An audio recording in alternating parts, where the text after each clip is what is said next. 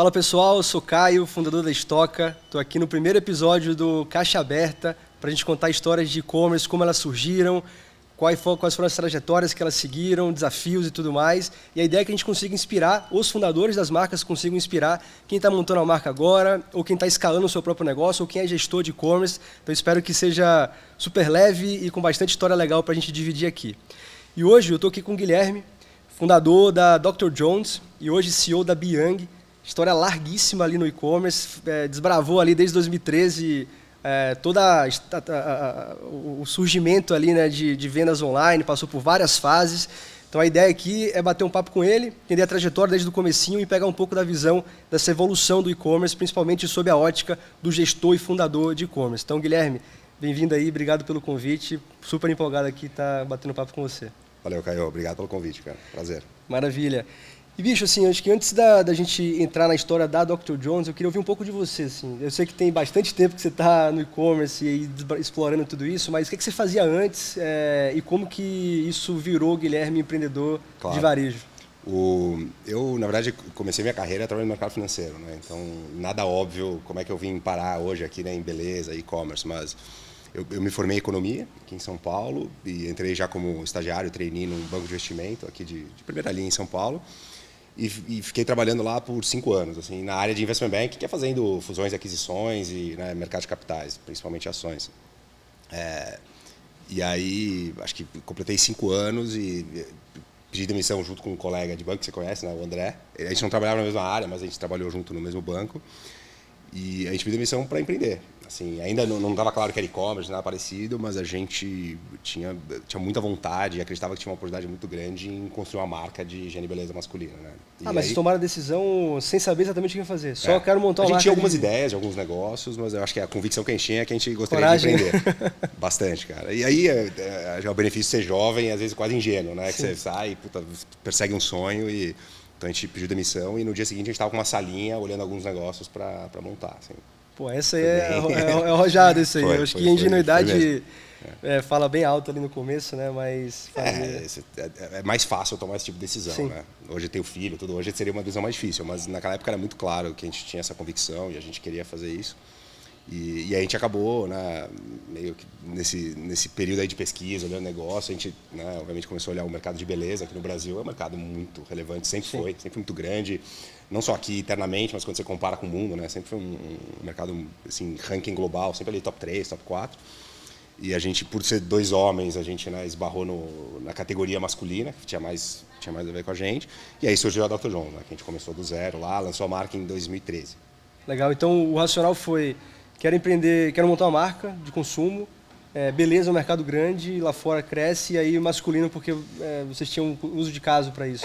Aprofundando um pouco, assim, tinha recém acontecido, naquela época a gente trabalhava em mercado financeiro e banco, tinha recém acontecido, recém não, né, mas alguns anos antes, o IPO da Hipermarcas, que existe até hoje é a Hypera, né? Mas foi um grupo de, assim, o Júnior que tinha feito a Arisco, vendeu, ficou um tempo fora do mercado, ele voltou, começou a comprar várias marcas de higiene e beleza, fez uma holding, fez o IPO. A gente vindo de mercado financeiro, chamou muita atenção, né, esse grupo de marcas. Legal. E a gente gostava muito do modelo, o Brasil era um mercado, né, super forte em beleza. E a gente começou a olhar alguns projetos que tinha, na verdade. A gente tinha a possibilidade até de investir em algum negócio pequeno, era um pouco um dos planos, era possivelmente esse, achar um negócio pequeno que tinha potencial, investir lá, ajudar na administração. E nessa pesquisa que a gente fez negócio, a gente começou a se aprofundar em beleza e aí, rapidamente, a gente foi para o mercado masculino. E aí, olhando lá fora, quando a gente sempre brincava que os Estados Unidos estava sempre 5 a 10 anos na frente do Brasil. Nos Estados Unidos, o mercado de higiene e beleza masculina ele já tinha passado por um ciclo assim, de consolidação. Ou seja, tinham surgido várias marcas independentes. Independentes, eu digo, não faz parte da Unilever, da Procter & Gamble, etc. E já tinham surgido várias marcas independentes e já tinham tido pelo menos umas 3, 4 aquisições, assim, grupos grandes de consumo comprado marcas masculinas. Quando a gente olhou para o Brasil, a gente falou, o Brasil naquela época já era o 2º maior mercado do mundo em faturamento, em higiene e beleza masculina.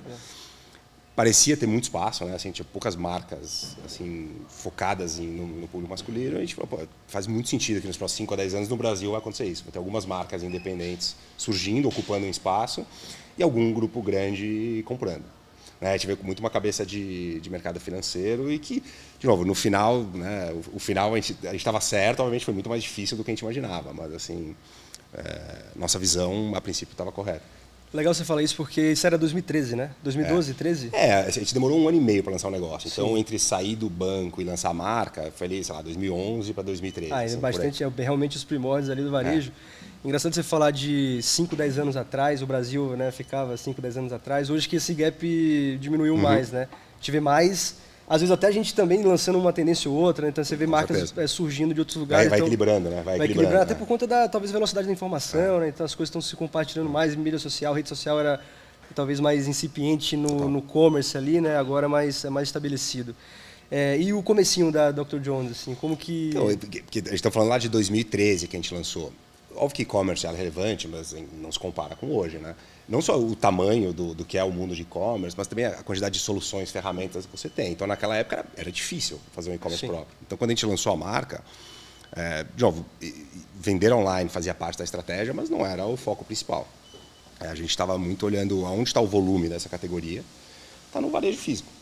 Então, o plano inicial do negócio era vender na farmácia, nas lojas de beleza especializada. E, obviamente, e-commerce, tem que estar no e-commerce, mas não era assim, a gente vai construir um negócio digital. Então, o business começou a gente vendendo em farmácias, em lojas de beleza. E-commerce, a gente, na física, eu e o André, meu sócio, a gente tinha sido investidor anjo do Men's Market, que na época era até existe até hoje o site, mas era um e-commerce focado em produtos masculinos. Então, eu sempre brinco, a gente, os empreendedores lá, fundadores, a gente viu a mesma oportunidade de mercado masculino, só que a gente foi para o caminho de marca e produto, eles foram para o caminho de canal, né? Fazer um canal, homem mal atendido. Então, o nosso primeiro e-commerce, na verdade, a gente não vendia direto online. A gente tinha um site, é vergonhoso até falar isso, mas era um site assim, estático, né? Dr. Jones e tal. Compre online era um botão e levava para o Men's Market, era a nossa página de produtos dentro da Men's Market. Esse foi o começo da nossa venda online. Isso era 2013? 2013. 2013, legal. Então, assim, eu acho que a gente estava atrasado já, tá? Acho que já deveria ter um e-commerce e tal, né? Mas, assim, dado a quantidade de desafio que a gente tinha o desafio de produto, de Anvisa, de marketing, né? A gente falou, puta, deixa eu terceirizar o e-commerce aqui no primeiro momento. Decisão errada, assim, porque no sentido, né? A gente viu como não core inicialmente. Rapidamente a gente percebeu que era core. Mas a gente começou assim. E aí, ao longo dos anos, a gente teve algum sucesso no varejo físico. Né? Assim, a gente entrou em grandes redes de farmácia, entrou em grandes perfumarias, a gente entrou na Sephora, que tem até hoje. A gente entrou na The Beauty Box, que era uma nova unidade de negócio do Grupo Boticário. E até ali foi o começo do nosso relacionamento com o Grupo Boticário. Né? Depois a gente entra mais na venda para o Boticário. Então, a gente teve algum sucesso no varejo físico, mas a gente percebeu que a marca performava muito melhor no digital. Então, a gente começou a crescer muito no digital. Não no e-commerce próprio, né? A gente não tinha o e-commerce próprio, mas através de Men's Market, Submarinos da vida, Americanas, né? Ainda era super relevante. Então a gente percebeu que naturalmente, acho que pelo tipo de consumidor que a gente tinha, a venda estava sendo, né, puxada para o digital, de forma orgânica. E aí aos poucos a gente foi adaptando o nosso modelo de negócio para ficar cada vez mais focado no digital. E é interessante porque acho que você falou, entrou atrasado no D2C, mas acho que a história do e-commerce mundial foi meio... O marketplace estabeleceu ali o canal, né, e talvez a rotina, né, o costume da turma entrar e comprar, porque tem um sortimento muito grande. Sim. E depois, em algum momento, ali, talvez 2018, 2019, as coisas começaram a se estabelecer mais, as marcas começaram a sair, explorar... Ir direto, né? Ir direto, né? Então... Eu diria que não foi atrasado, acho que o varejo ele tem várias ondas, né? Agora o varejo se comporta um pouco diferente até do que se comportou em 2020, a turma está explorando outros canais, antes era só de... acho que vocês foram também uma das primeiras DNVBs, né? As nativas digitais, e hoje acho que tem pouquíssimas empresas que são 100% digitais, então acho que o mercado vai mudando e vai adaptando o comportamento de cada marca. E a gente, assim, contando um pouco da Dr. Jones, como é que foi a migração para sair do negócio mais focado em varejo físico, B2B, para um negócio digital, direct consumer. A gente começou a ver esse movimento lá fora, das marcas, né? Quando a gente lançou o negócio, a disrupção era assim, uma marca e produto, numa categoria mal atendida, né? Atender esse consumidor. E teve uma onda que veio um pouco depois, principalmente nos Estados Unidos primeiro, que era uma disrupção de canal. Assim, eu vou tirar, a tese era essa, né? Eu vou tirar o intermediário, vou chegar direto no consumidor, vou construir um relacionamento mais forte com esse consumidor, vou capturar mais margem, né? Porque a princípio eu tiro o varejista, eu vendo a full price para o consumidor, ou seja, eu tenho mais margem, tenho mais vínculo, mais relacionamento e, pô, e assim, né, eu criei uma fortaleza muito grande. Se provou que, né, não vou dizer que não deu certo esse modelo, mas como você falou, hoje tem pouquíssimas marcas que sobrevivem nesse modelo. Só com esse modelo. Só com esse modelo, né? Então a gente viu isso acontecer lá fora e por acaso ali, acho que não sei o ano certinho, mas deve ter sido assim 16, 17, 18, 2000. Surgiram vários casos nos Estados Unidos de marcas muito bem-sucedidas operando nesse modelo e 2 delas estavam na categoria de higiene e beleza masculina. Que uma era a Dollar Shave Club, que era, né, o clube de assinatura de lâmina, e outra era a Harry's, que não era clube, mas era um serviço de assinatura também, tinha lâmina e tinha produtos de beleza. Então, vou dar um chute aqui, mas sei lá, tinham 10 casos muito bem-sucedidos, 2 deles eram em higiene e beleza masculina. Quando a gente viu isso acontecer, para a gente foi um sinal muito claro de que o nosso modelo, nossa categoria de produto, nosso consumidor, que é o homem, fazia muito sentido esse modelo digital e de assinatura, da recorrência. O homem é um consumidor muito prático, né? Conveniência, então fazia muito sentido. E aí que a gente mudou o nosso modelo de negócio aqui no Brasil. A gente saiu de ser um business predominantemente B2B, né? A gente sempre vendeu para outros varejistas venderem nosso produto, para a gente chegar direto no consumidor. E aí a gente fez alguns movimentos. O primeiro foi a gente comprou uma startup que era tipo um copycat do modelo americano, era um clube de assinatura de lâmina aqui no Brasil. A gente comprou eles, adquiriu 100%. E o outro foi a gente, aos poucos, saiu do varejo físico para concentrar todas as nossas vendas no direct consumer, no site. E aí, a gente estava até brincando antes aqui, né? Foi um movimento super ousado, mas fazia muito sentido na época que a gente estava numa fase ainda... a gente já estava alguns anos para dentro do negócio, mas a gente tinha 0 dados. 0. Porque nossa venda era o quê? Eu vendi um caminhão de produto para um varejista. Para quem ele está vendendo, com qual frequência, qual perfil de compra, qual recorrência, não fazia ideia. Eu consigo ver a recorrência do varejista. Mas essa recorrência, ela não necessariamente é a mesma do consumidor final, né? Depende muito de política de estoque, depende de foco de que categoria o varejista quer dar atenção. Então, a gente, de propósito, saiu do varejo físico para a gente poder controlar 100% das vendas e entender qual que era a frequência de compra, quem estava comprando, que produto que ele compra junto. A gente tinha uma tese que a gente tinha muita convicção, que era vender primeiro a lâmina, é meio porta de entrada na casa do homem, gerar uma recorrência, uma frequência. É um produto, quem faz a barba com frequência, cara, é muito assim, rotina, etc. E criando esse relacionamento, a gente ia conseguir vender todo o resto da nosso portfólio de produtos de higiene e beleza em cima dessa ou assinatura ou dessa recorrência de compra. Para ver isso acontecer e provar isso, a gente precisava controlar toda a experiência. Se você compra comigo um dia, no dia seguinte você vai comprar na farmácia, no outro dia você vai comprar na perfumaria, fica muito difícil eu entender a sua jornada de compra. Então a gente ali 2018 para 2019, a gente deu um passo para trás, abriu o nosso próprio e-commerce, com já serviço de assinatura, já com a lâmina, né, depois da aquisição do clube. E a gente ficou nesse modelo até vender para o Grupo Boticário em 2022. E é engraçado porque acho que as coisas vão se acomodando, né? Então vocês começaram a vender no B2B, explorar canal offline, e aí viram a oportunidade de ter mais informação sobre o consumidor ali no Direct to Consumer, no D2C. E aí deram um all-in nessa tese, compraram e-commerce e tudo mais. E essa tese, talvez até por conta da mudança do CAC, a gente vai falar um pouco disso daqui a pouco, mas a mudança do CAC, né, que saiu de sei lá, talvez 20% ali, 15%, 20% para talvez às vezes até 40%, né, do faturamento. A dinâmica mudou de volta, novo, então né? Hoje aí a turma talvez use o B2B, isso é que a gente vê de vez em quando no mercado, explorar o B2B como talvez o awareness, como marca, e o D2C como recorrência, né? Acho que você enxerga isso, esse comportamento migrando do B2B, B2C, eu acho que cada categoria, né, tem uma estratégia diferente do que o B2B traz, etc. Mas pra gente é engraçado que foi isso. Porque quando a gente abriu o nosso próprio e-commerce e concentrou todas as vendas lá, a marca já tinha um awareness. Não era gigantesco, mas a gente já tinha estado presente era no PDV. Top of mind, assim, masculino era top of mind. E aí a gente surfou bem essa onda, porque quando a gente abriu o nosso e-commerce, hoje, assim, você abre o e-commerce, amanhã, se você quiser aqui, a gente pode ir para o e-commerce e vende qualquer coisa amanhã. Mas o difícil é a atenção, o tráfego, etc. Quando a gente abriu o nosso próprio e-commerce, a marca já tinha uma certa procura, tinha algum awareness. A gente simplesmente trouxe esse fluxo para o nosso site. Porque a marca, a gente vendia já nesse momento, já vendia bastante online através de outros sites. Então tinha muita gente buscando no Google. Então quando a gente deixou de vender em todos os outros sites, só vendendo no nosso, a gente concentrou todo mundo no nosso site. Ah, então você tirou Marketplace? Isso tudo. Ah, vocês ficaram Só D2C total. D2C, nosso e-commerce. Ousado, né? Foi usado. Então, obviamente, teve ali uns 2, 3 Sim. meses dessa virada de chave que pô, a receita faz assim, Sim. mas ela rapidamente começou a subir. E aí tem um pouco também de sorte, né? Assim, a gente fez essa virada agressiva no final de 2019. 3 meses depois vem a pandemia. A gente entrou na pandemia e tinha acabado de fazer uma rodada de investimento com o fundo de Venture Capital. Então a gente entrou na pandemia com um business 100% digital, sabe, time focado, aquela coisa de foco, né? Assim, de muito, puta, tá todo mundo olhando esse negócio, nosso site, com dinheiro no caixa, né? Não era uma fortuna, mas pô, tinha dinheiro no caixa.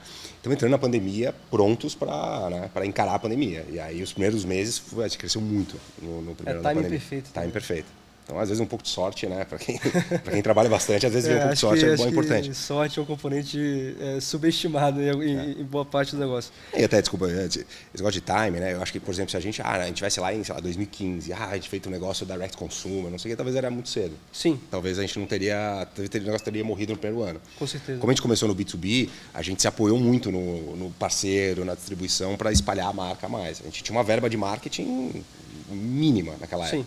O marketing era o próprio trade ali, né? Então assim, então a gente não precisava pôr dinheiro, assim, foi muito mais abrir né, dividir a margem do produto e usar as redes para fazer marketing. Eu acho que o negócio só sobreviveu porque tinha isso. Legal. E você comentou sobre captação, né? A gente opera logística para vários e-commerces aqui, marcas de pequeno, médio e grande porte.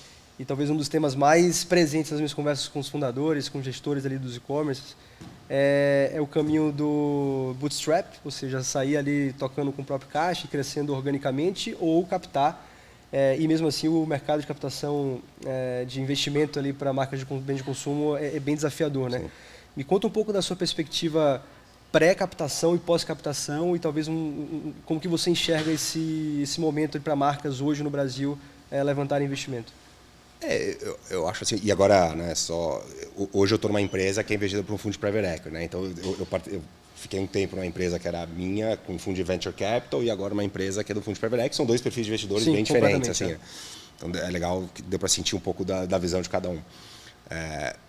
A real é que assim, você pensar, né, logicamente aqui um business que nem o meu era e ainda é de produto físico, não parece ter muito a ver com o universo de venture capital, né? Que é de disrupção de tecnologia, etc. Só que teve uma janela ali de alguns anos que fez sentido, né? A princípio fez sentido. Começou nos Estados Unidos, a gente viu essa onda nos Estados Unidos. Essas empresas que eu comentei há um tempo atrás aqui, que fizeram muito sucesso de direct consumer nos Estados Unidos, de produto de beleza masculino, produto de beleza feminino, tinha de colchão, tinha de mala, tinha tudo. Cara, eu acho que talvez 90% do crescimento foi funded por venture capital. Sim. Então teve um momento ali que isso foi entendido, acho, pela indústria de venture capital, que era uma disrupção de canal de venda e que fazia sentido por dinheiro. Perfeito. Então nos Estados Unidos teve muito dinheiro. Quando começou no Brasil essa onda, lá já estava começando uma ressaca, assim, né? De tipo, será que faz sentido? Então aqui teve uma janela muito curta aqui no Brasil. Porque teve uma interseção com a ressaca de lá, né? Foi assim, lá, assim, aqui o mercado de venture capital ainda estava forte, ali pandemia, os primeiros anos da pandemia foi muito forte. Só que nos Estados Unidos, essa onda de fundos de venture capital investindo em produtos físicos de consumo já estava meio que azedando. Sim. Então aqui eu diria que durou 1 ano e meio, assim, foi uma janela muito, né? Foi um trem passando, quem conseguiu pulou na janela, assim, entrou. De cabeça aqui, a gente estava falando antes, foi, sei lá, 2, 3 marcas de consumo que conseguiram captar, a gente uma delas. Então, de novo, foi muito bom ter aproveitado essa janela, mas o problema é que essa janela se fechou logo depois. Então, bens de consumo que entraram e começaram a jogar um jogo de venture capital, que é um jogo de stage financing, né, de funding, sempre buscando uma próxima rodada, se o business entrou num caminho muito de queima de caixa, de crescimento muito agressivo, teve um problema, porque o funding sumiu, né? Agora, e funding em geral, o business de consumo, posso falar de beleza com um pouco mais de propriedade, mas assim, é um setor muito atrativo no Brasil. Então sempre teve interesse de fundos, aí acho que venture capital foi uma janela, mas fundos private equity, seja um family office, seja o que for, porque é um setor que já deu muito dinheiro. Assim, tem alguns casos incríveis de empresas no setor que, né, o Brasil não sei hoje se é o segundo ou terceiro maior mercado do mundo de higiene e beleza. Sim. Faz uma conta por renda, ajuste, população, puta, é muito forte esse setor aqui. Então, acho que sempre teve muito interesse de fundos, de investidores financeiros. Venture Capital, que acho que foi uma janela específica ali que já se fechou, né? Não posso dizer que fechou completamente, mas tá quase fechado. O que eu vejo, e a gente, Stoca está no Venture Capital, né? A gente conversa bastante com VC também, então a gente conversa com varejo e com VC. Talvez o que você comentou seria a conclusão mais concreta, mais acertada ali do porquê que Venture Capital investiu, né? Era uma diversificação de canal e a inovação era o canal. Naturalmente, as marcas inovam e tudo mais, mas acho que tem mais força ali o canal. O que eu vejo hoje no Venture Capital talvez até com IA, uma inovação forte no produto. Assim. Então, a gente tem muitos produtos com ultra personalização. Talvez esse seja um caminho que o varejo aí é só um palpite, nada com base nas conversas que eu tenho, talvez nessa ultra personalização do cosmético para aquela pessoa. Né, tem algum ângulo assim que possa encaixar no Venture Capital? Alguma deep tech ali, talvez, enfim. Mas o e-commerce, o varejo por varejo, o e-commerce hoje é mais mainstream. Não é, e tem um ponto também, né? Você pega o mercado americano, que é o mais desenvolvido, maior. Eles estão tão avançados em Venture Capital que tem mais especialização. Então, naquela janela lá que eu falei, tinham fundos especializados em consumo. Algo que no Brasil não existe, assim, né? Não tem um fundo de Venture Capital especializado. Sim. Tem alguns mais especializados que outros, mas é difícil ele focar 100% no nicho. Nos Estados Unidos tinham fundos só investiam em marcas de consumo e tal. Então, teve mais dinheiro, teve mais oportunidade para quem empreendeu nesse setor. No Brasil, acho que é difícil. A gente estava conversando antes também aqui, eu converso com muitos empreendedores que têm marcas. Sim. E principalmente quando a gente anunciou nossa rodada, deu visibilidade, saiu alguns veículos, perguntando, como é que você captou, e como é que a gente faz, e posso falar com um fundo de VC, mas puta, é difícil, assim, porque não tinha apetite assim, lá dos fundos. Então, foi muito restrito o funding para essa categoria. Verdade. E aí, no momento de escala, assim, bicho, se teve algum momento, assim, acho que toda pessoa que está buscando ali montar uma marca ou empreender de forma geral, talvez tenha um romantismo ali de ter um ponto de virada, assim, não, essa marca passei da arrebentação, agora cresci, né? Você enxerga algum ponto de virada na Dr. Jones no passado, assim, que aquele foi um canal, ou um produto, ou um momento? Para a gente foi muito claro, assim, a gente tem as duas fases de empresa. Uma nessa primeira fase mais offline, onde, sabe assim, muito difícil escalar, sempre esbarrando no varejo, sabe, parece que o teto é baixo, assim, sabe? Você está sempre tentando fazer as coisas e batendo a cabeça no teto. E aí, quando a gente pivotou para o digital, acho que teve duas sacadas, dois movimentos importantes aí. O primeiro foi, de fato, virar digital, assinatura, né? Uma sacada de modelo de negócio. Acho que foi a virada da Mas teve a outra parte, que foi a questão de produto. A gente, né, quando a gente lançou a marca, não tinha lâmina, né? Tá. E aí, quando a gente fez as duas coisas simultaneamente. A gente mudou para o digital e lançou a lâmina Dr. Jones, que era um produto que a gente apostava muito, porque é um setor grande, tinha o exemplo lá de fora de recorrência. E a gente tomou a decisão, primeiro, de focar em duas coisas. Né? Uma era focar no canal digital e outra era focar na lâmina, como produto. Porque a gente via do histórico de falar muito assim da marca, de ser uma solução completa para o homem. Então, a gente estava assim, falando toda a linha de produtos, falando desde shampoo a hidratante, sabe? Meio que estava diluindo os esforços de comunicação e de marketing. E quando a gente entrou no modelo de assinatura e lâmina, a gente tomou uma decisão também ousada de vamos focar, assim, sei lá, 95% do nosso budget de marketing e mídia na lâmina. Que é o que virou o âncora para fazer a opção. E era todo em cima dessa teoria, né? Não foi por acaso. Foi, tipo, esse vai ser o produto que a gente vai apostar, que a gente vai fazer a primeira venda. E aí são escolhas, né? Quando a gente foca muito na lâmina, indiretamente você está meio que virando as costas para o homem que não faz a barba. São escolhas, né? Verdade. Então, antes a gente tinha shampoo para barba antes, a gente queria atender os barbudos. Não sei se você lembra, tinha aquela época da moda da barba, que era, sei lá, 2017, 2018. Sim. Então, a gente tinha o produto para o cara que é barbudão, tinha o balm para barba, o shampoo para barba. Mas daí, quando a gente lançou a lâmina, a gente tomou a decisão que eu falei, não, esse é o foco. Né? A gente vai focar num canal e um produto. De novo, óbvio que depois eu quero vender também shampoo, quero vender tudo, mas como concentração de esforços e de recursos, vai ser na lâmina, porque a gente acredita que esse produto vai ter recorrência, vai ter frequência, e o esforço que eu vou colocar em vender os produtos vai ser no CRM, depois na gestão da base. Isso foi uma virada. E aí você sente aquele negócio assim de quem trabalha com produto físico, que assim, a sensação versus a diferença é quando você está empurrando um produto ou versus quando as pessoas estão puxando o produto. Verdade. O push e pull. Assim, sim. Né? Então a gente foi a vida inteira tentando vender, e de repente quando a gente fez essa sacada, a gente começou aquele negócio assim, Cara, ruptura. Puta, a gente pedia 10, agora vamos pedir 20, agora vamos pedir 30, sabe assim? Você não consegue dar conta da demanda. Você percebeu isso só com a lâmina ou a lâmina puxava também outros produtos? Não, a lâmina puxou o produto, mas foi muito rápido com a lâmina. Entendi. A lâmina foi aquele... E a lâmina, a gente, né, não fabrica lâmina, isso aí é público, eu falei em vários lugares. A lâmina a gente importava da Coreia do Sul. Sim. O nosso fornecedor é exatamente o mesmo que fornecia para Dollar Shave Club, que é aquele caso, exatamente o mesmo. Então, assim, a gente importava. Então, cara, tem um lead time, né, não é que eu tenho uma fábrica que eu posso ir lá e, aumenta a produção. Então, quando o negócio começou a vender muito, a gente teve várias rupturas ali naquele primeiro ano de pandemia.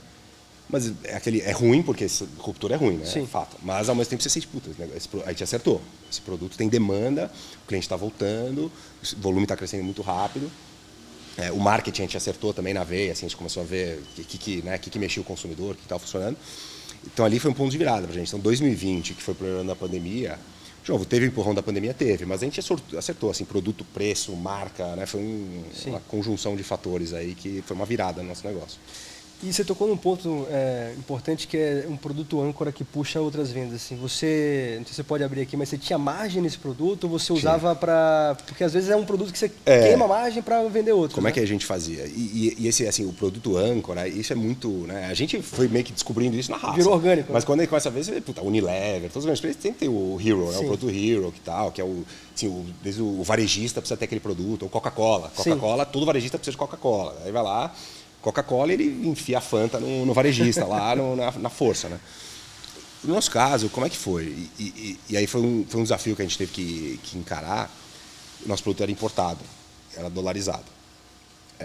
Então a lâmina, a gente começou a vender ela no final de 2019. Eu não vou lembrar o câmbio exatamente, mas era entre assim, estava entre 3 e 4. Sim. Começou a vender, margem saudável, puta, tudo legal. Veio a pandemia.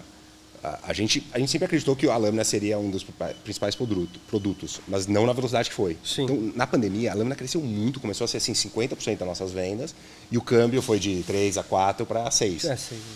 Apertou muito a nossa margem. Mas como é que eram os economics que a gente fazia? A lâmina, a gente tinha 3 SKUs diferentes. Né? Tinha o cabo, sozinho, Sim. tinha a lâmina sozinha, né? O refil, e tinha o aparelho, que é cabo e lâmina. Então, o que a gente fazia? O cabo, você só vende uma vez. Você pode vender, se quebrar, mas em tese você vende uma vez só. Então, a gente fazia na primeira compra, onde normalmente o cliente comprava o cabo e um refil, cara, a margem era muito baixa. O cabo a gente sempre deu muito, muito próximo a custo. E qual que é a nossa ideia? Você colocou o cabo, né? Se ele gostar do produto, nossa recarga não é compatível com o cabo de outra marca. Então, se ele gostar, ele vai fidelizar. Então a gente fazia parte do nosso CAC era no cabo. E a gente começou a fazer isso e viu muito rápido que funcionava. Então, financeiramente, era melhor assim, dar o cabo a custo do que pagar para o Facebook uma fortuna. Sim. Então, assim, para a gente era muito claro. Na primeira venda, era uma margem ruim. Na segunda venda, o cliente só comprava a recarga, a gente já tinha uma margem saudável. Interessante. Então, assim, o business parava de pé no começo, na primeira compra já era lucrativo, daí o CAC começou a subir, na primeira não era lucrativo, na segunda já era.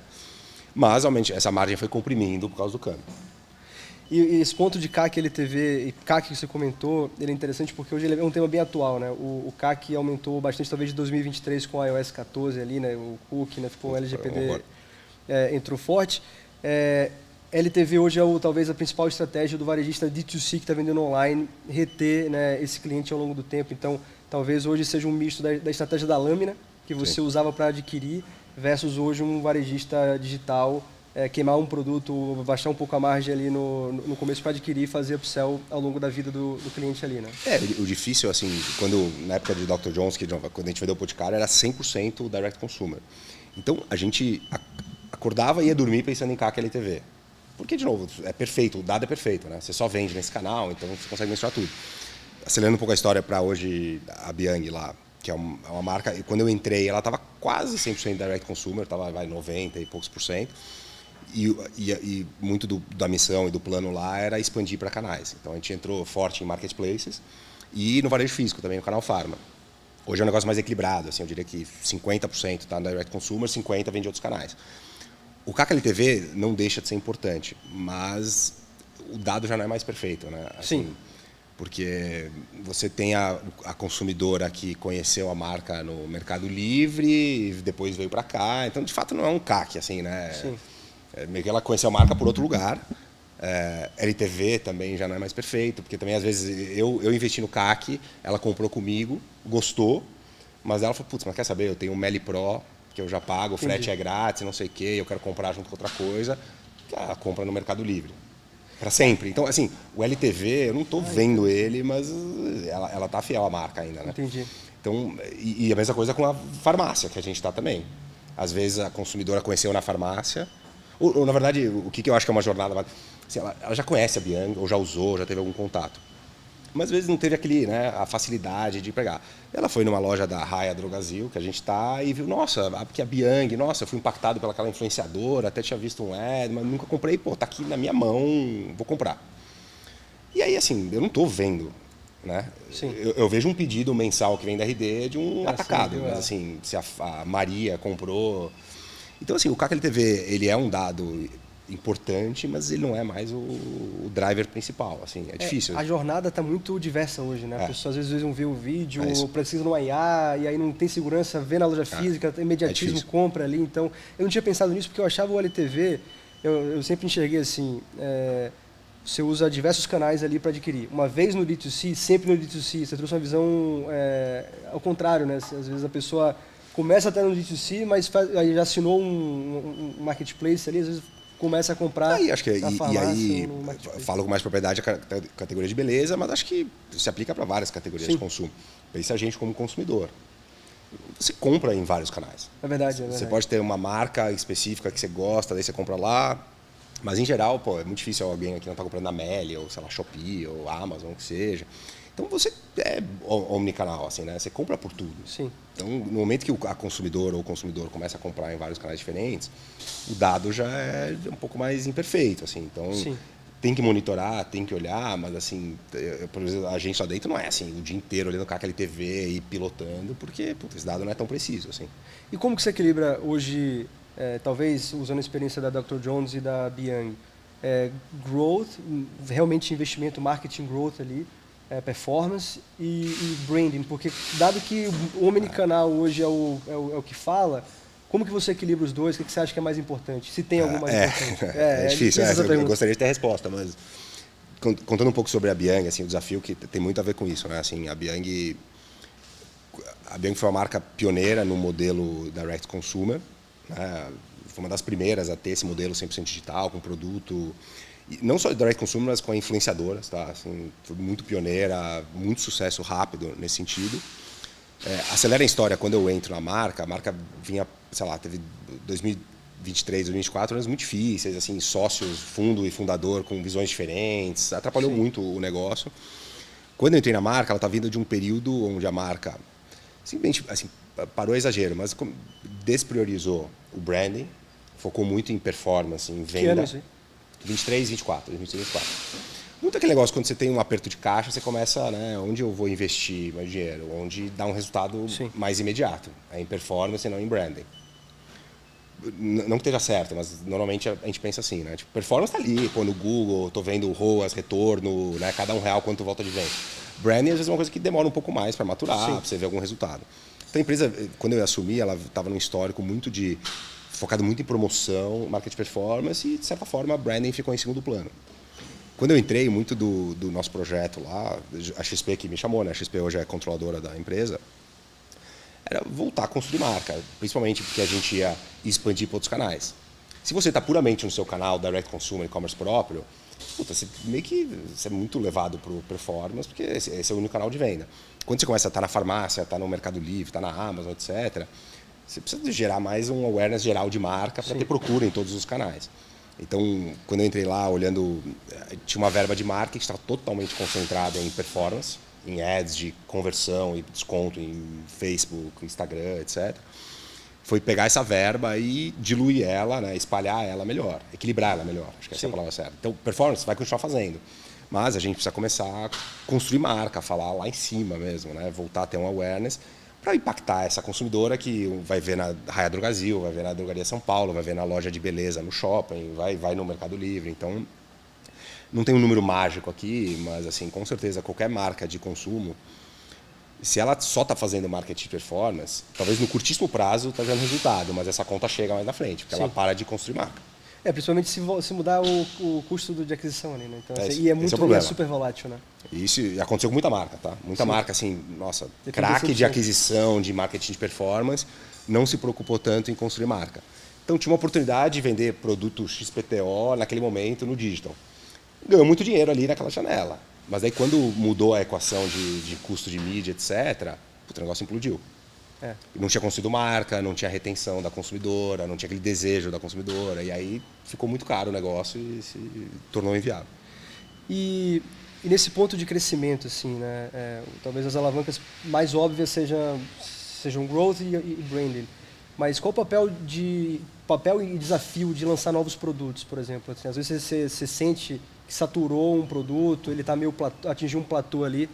Qual é o momento que você, na Dr. Jones da Biang, pensou, vou lançar um produto para dar uma chacoalhada ali e trazer mais receita? A categoria de beleza, e moda também, mas moda eu conheço menos, mas assim, beleza é muito dependente de lançamento. E a consumidora, e de novo, acho que o consumidor homem e consumidora mulher são bem diferentes, né, em relação a isso. Mas falando das mulheres, que é onde eu estou agora, ela está sempre buscando lançamento. Então, o lançamento é um jeito de chamar a atenção. É quase um jeito de aliviar o CAC, assim, sabe? Porque se você está lá falando do mesmo produto há muito tempo, vira paisagem. As mulheres são apaixonadas por beleza, estão sempre buscando novidade, sempre tem uma tendência. Na Coreia do Sul agora, né, que tem os K-Beauty, surgiu uma tendência de um ativo XPTO, ela já está começando a procurar aqui esse inovativo. Então, se você está atrasado e não tem lançamento, você perde relevância. É um pouco dos desafios que a Biang teve, nesse período mais difícil que ela teve, ela parou de lançar. Então você perde relevância. Entendi. E agora acho que, né, o difícil é que o produto você não lança de um dia para o outro. Né? Tem teste, compatibilidade com embalagem, teste de eficácia, de performance. Então você tem um tempo até conseguir lançar. Sim. Eu entrei lá no final de 2024, precisa de uns 6 meses pelo menos para lançar o primeiro produto. Então agora a gente começou a lançar bastante coisa, assim, e voltou a ter mais relevância. E isso também traz um desafio de gestão, né? Então, de estoque talvez, né? Assim, onde que eu invisto, né? Você tem a partir do momento que você tem mais SKUs ali, mais tipos de produto vindo, você tem uma venda mais complexa, uma gestão ali também. Sim. Você acha que isso é um desafio relevante ou passa batido? Acho que gestão de estoque é complexo. Eu acho que assim, beleza é menos complexo do que moda, né? Eu falei aqui, não sou expert em moda, mas assim, tem coleção, cor, tamanho, né? Tem uma variedade de coisas que é muito fácil você errar. Sim. Puta, comprei um monte de P e ninguém tá comprando P. Eu comprei um monte da cor vermelha e vermelho saiu de moda. Tô dando exemplos idiotas aqui, mas beleza é mais simples. Mas, puta, você erra, assim, né? A gente tem. Então, tem produto hoje que está em ruptura e tem produto que a gente tem em estoque excessivo, assim, né? E está sempre tentando otimizar e aprender e conseguir prever, né? Da forma mais eficiente possível. E é difícil. Ainda mais quando está lançando. Você vai fazendo proxies ali, né? Tem N análises, N contas que você faz, mas, puta, geralmente você erra. É verdade. E aproveitando o gancho de estoque aí, e LTV, né, e experiência talvez de recompra do consumidor, da consumidora, como que você enxerga a logística no meio disso tudo? Assim? Você acha que é algo mais bastidor, ou você acha que faz parte ativamente da experiência, né, talvez como o Mercado Livre impôs, que ele trouxe para o Brasil? Então, como que você enxerga o papel da logística no e-commerce? Putz, é um ponto-chave, assim, né? Voltando um pouco a contar da Dr. Jones atrás, um pouco da nossa decisão, um pouco não, a parte importante da decisão de consolidar tudo no direct consumer e criar uma experiência para o usuário, para a gente era uma vantagem competitiva. Porque quem a gente vê naquele momento? Tem uma marca de lâmina, né? A Gillette, eu posso falar aqui, nem precisava falar, mas você não sabe o que é.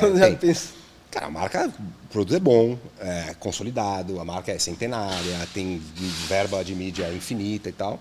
Então, o que a gente pensou assim, como é que a gente consegue competir com essa turma? Né? Acho que a gente até consegue competir em preço, mas a longo prazo não é aí. Né? O cara tem 200 fábricas, não é aí. Mas a gente falou, o que ele não tem? É uma experiência de compra. Sim. Então, quando a gente falou assim, tem o negócio da assinatura, que a gente vai testar, recorrência, conforto, comodidade. Mas o que a gente não consegue ter? Esse atendimento ao customer experience. Porque, no fundo, qual que é a sua experiência? Vai lá comprar no Pão de Açúcar, no Extra, no Carrefour, na farmácia. E a gente olhava muito assim, o que tem no Reclame Aqui, o que tem. E era muito assim, a pessoa, ou até nas redes sociais da Gillette. Tinha pessoa, pô, comprei na, sei lá, lojas americanas e meu aparelho quebrou, o que eu faço? Cara, você acha que a Gillette vai atender isso? Não vai. Fechou, a gente consegue criar um diferencial competitivo se a gente tiver uma experiência de compra. Então, uma logística rápida. Né? Você lembra no começo lá, a gente usava estoca lá, né, o primeiro produto de vocês, que era o SaaS. E a gente tinha um baita de um serviço. E a gente conseguia fazer isso somente por causa de... A gente tinha uma escala menor, né? A Gillette não consegue fazer isso. Sim. Então, a gente conseguia entregar rápido, atendimento, customer service... E isso foi um baita diferencial com a gente. Que o consumidor nunca tinha experienciado isso nessa categoria. O homem, especialmente. Sim, com certeza. Né? Então, a primeira coisa, Dr. John, já ouvi falar, não conheço, mas vou comprar o produto com uma certa desconfiança. Mas o preço é bom, eu vou testar. Comprou o produto, em São Paulo a gente entregava assim, 100 day ou 24 horas. Caramba, que rápido que chegou. E aí, às vezes, primeiro, produto bom, gostei, preço bom, experiência incrível, legal. Às vezes a gente erra também, né? Então, entrega atrasou. A gente já entrava em contato, aqui tá um novo produto, sabe assim, esse tipo de coisa. E aí isso começou a gerar uma troca entre clientes nas redes sociais e potencializou a marca. Então a logística, nesse sentido, é muito importante. Quando você oferece uma experiência ruim da sua marca, seu e-commerce, está manchando a marca. Com certeza, eu costumo dizer bastante que hoje a logística é muito mais marketing do que uma linha de custo. Né? E o consumidor... Tem grandes players, né? Então é difícil você ter a pretensão, Dr. Jones, eu sozinho vou oferecer um serviço melhor que Mercado Livre, é difícil. Sim. Mas o papel que o Mercado Livre e a Amazon e entre outros fizeram é que acostumou mal, o consumidor acostumou mal não é a palavra certa, mas hoje a gente é bem atendido.